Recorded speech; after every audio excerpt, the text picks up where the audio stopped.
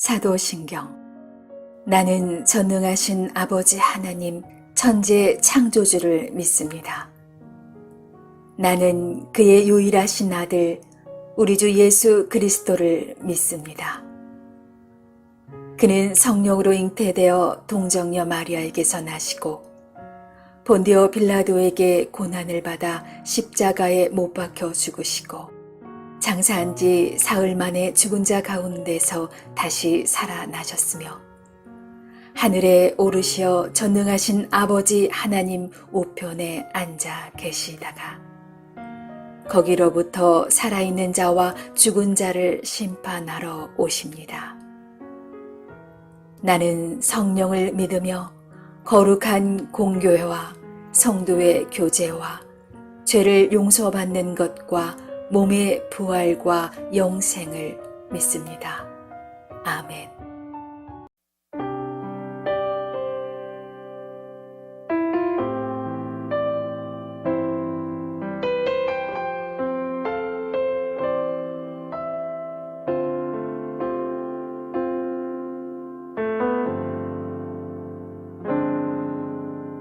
무엇이 변치 않아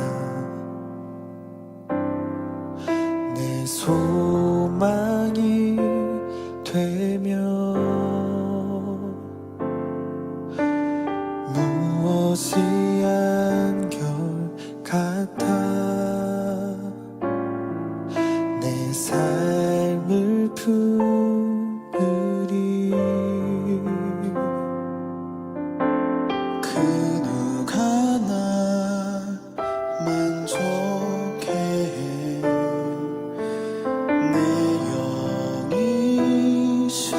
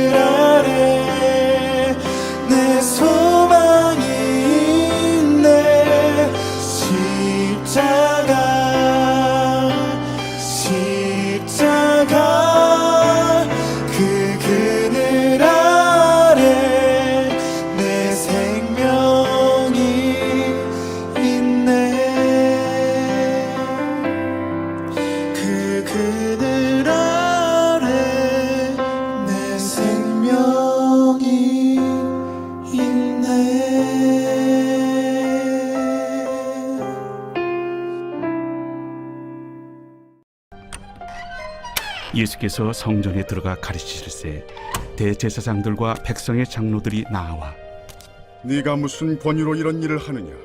또 누가 이 권위를 주었느냐? 나도 한 말을 너에게 물으리니 너희가 대답하면 나도 무슨 권위로 이런 일을 하는지 이르리라. 요한의 세례가 어디로부터 왔느냐? 하늘로부터냐 사람으로부터냐? 그들이 서로 의논하여 이르되 만일 하늘로부터라 하면 어찌하여 그를 믿지 아니하였느냐 할 것이요. 만일 사람으로부터라 하면 모든 사람이 요한을 선지자로 여기니 백성이 무섭다. 우리가 알지 못하노라. 나도 무슨 권위로 이런 일을 하는지 너희에게 이르지 아니하리라. 그러나 너희 생각에는 어떠하냐? 어떤 사람에게 두 아들이 있는데 맏아들에게 가서 이르되 예 오늘 포도원에 가서 일하라 하니 대답하여 이르되 아버지 가겠나이다 하더니 가지 아니하고 둘째 아들에게 가서 또 그와 같이 말하니 대답하여 이르되 실소이다 하였다가 그 후에 뉘우치고 갔으니 그 둘 중에 누가 아버지의 뜻대로 하였느냐? 둘째 아들이니이다. 내가 진실로 너희에게 이르노니 세리들과 창녀들이 너희보다 먼저 하나님의 나라에 들어가리라. 요한이 의의 도로 너희에게 왔거늘 너희는 그를 믿지 아니하였으되 세리와 창녀는 믿었으며 너희는 이것을 보고도 끝내 뉘우쳐 믿지 아니하였도다.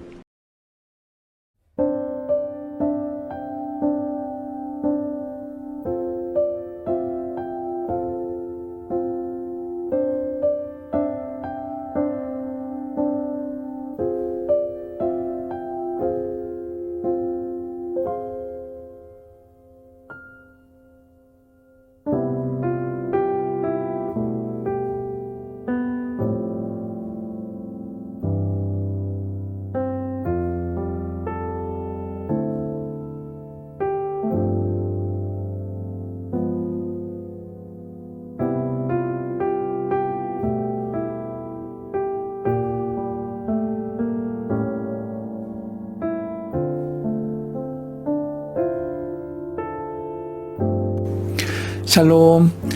오늘 하루 우리의 삶이 말씀과 또 우리 안에 함께 하시는 성령의 깊은 감동으로 근거하는 복된 하루의 삶 될 수 있길 주의 이름으로 축복해드립니다.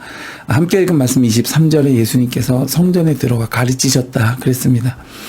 여기는 솔로몬 행각일 가능성이 가장 큽니다. 일반적으로 성전에서는 제사를 드렸고 보통 기도하고 찬송하고 모임을 갖는 일은 대부분 이 솔로몬 행각에서 이루어졌습니다. 이때에 이 백성의 지도자들이 예수님께 와서 무슨 권위로 이런 일을 하느냐라고 물었습니다. 우리가 어떠한 것에 대해서 신뢰할 만한 정보를 얻고자 할 때는 그 분야의 전문가의 말을 권위 있게 받아들이죠. 오래전의 이야기입니다만은 제가 아는 분이 손주를 봐주시는데 아침에 그 1학년짜리 손주가 비가 오면 학교에 오지 말라 그렇게 말했다는 것입니다. 그래서 비가 한두 방울씩 떨어지는 것 같다가 그쳤는데 보기에 따라서는 비가 왔다고도 할 수 있고 또 안 왔다고도 할 수 있었습니다. 그래서 마침 학교 바로 앞에 살고 있어서 내가 가서 물어보고 오겠다. 할아버지가 다녀와서는 진짜로 비가 한 방울이라도 오면 안 와도 된다고 했다는 것입니다. 그래서 식구들이 궁금해했습니다. 도대체 누구한테 물어본 것이냐 그랬더니 할아버지께서 주번이 그랬다 이제 대답하시더라는 것입니다. 여러분 그 주번을 모르시는 분도 있으실 텐데 옛날에 교문 앞에서 안내를 해주던 그런 학생의 자치 활동이 있었습니다. 근데 우리가 그 주번의 말을 듣고 학교를 안 갈 수는 없겠죠. 이와 같이 출처가 어디냐 또 어디에서부터 비롯되었느냐 하는 것은 그 말과 행동의 권위를 결정합니다. 그러나 대제사장과 이 장로들은 출처를 듣고 믿고자 예수님을 찾아왔던 것이 아니고 오히려 믿지 아니하기 때문에 예수님의 권위를 들춰서 신뢰를 떨어뜨리고자 하는 숨은 의도가 그들에게 있었습니다. 25절 이하를 보면 예수님의 허를 찌르는 질문에 그들은 알면서도 모르겠다고 대답했습니다. 이것은 그들이 처음부터 믿고자 하지 않았음을 보여주는 단적인 모습인 것이죠. 특별히 예수님이 말씀하신 이 포도원 농부의 두 아들의 비유는 대제사장들과 장로들에게는 매우 수치스럽고 또 뼈를 찌르는 말씀이었습니다.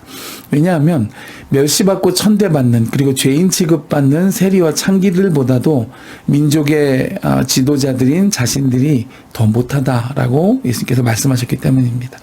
그들은 예언에 대해서 알고 있었습니다. 그리고 엘리야의 먼저 오심에 대해서도 알고 있었습니다. 그리고 메시아의 표적에 대해서도 잘 알고 있는 사람들이었습니다. 그러나 세례 요한의 선포도 받아들이지 않았고 그가 증거한 메시아이신 예수님도 믿지 않았습니다. 반면에 이 세리와 창기들은 그러한 믿음을 기대할 만한 사람들이 아니었을 가능성이 더 큽니다.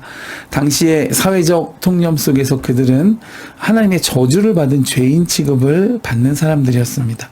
그들은 예언이나 메시아의 표적에 대해서 이 대제사장이나 장로들보다 제대로 알지 못했습니다.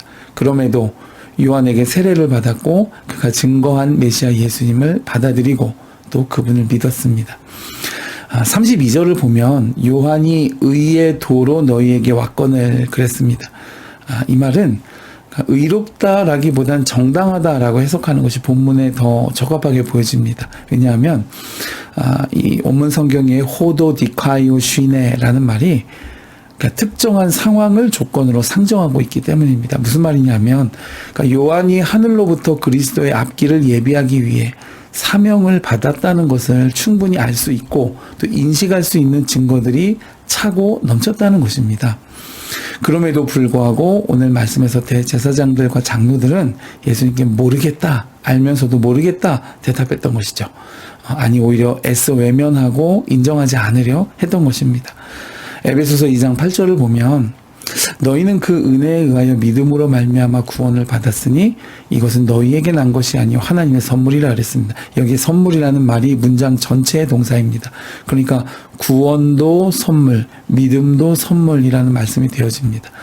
여러분 믿음은 이와 같이 한 사람이 복음을 들을 때에 작정된 자에게 성령께서 임하셔서 그를 새롭게 하시고 믿음을 허락하실 때에 비로소 신자가 될 수 있습니다. 그러므로 만약 여러분께서 오늘 이 본문의 말씀들이 믿어지신다면 지금 내 안에 계신 성령께서 나에게 믿음과 영생을 선물로 주셨음을 믿으시기를 주님의 이름으로 축복해 드립니다. 그러므로 나는 아무것도 아닌 사람일지라도 오늘 예수님의 말씀처럼 그 앞에 있는 대단한 대제사장이나 백성의 장로들보다도 훨씬 복된 사람이고 또 먼저 천국에 이르는 사람임을 믿고 감사할 수 있는 복된 하루의 삶 되실 수 있기를 주님의 이름으로 축복해 드립니다.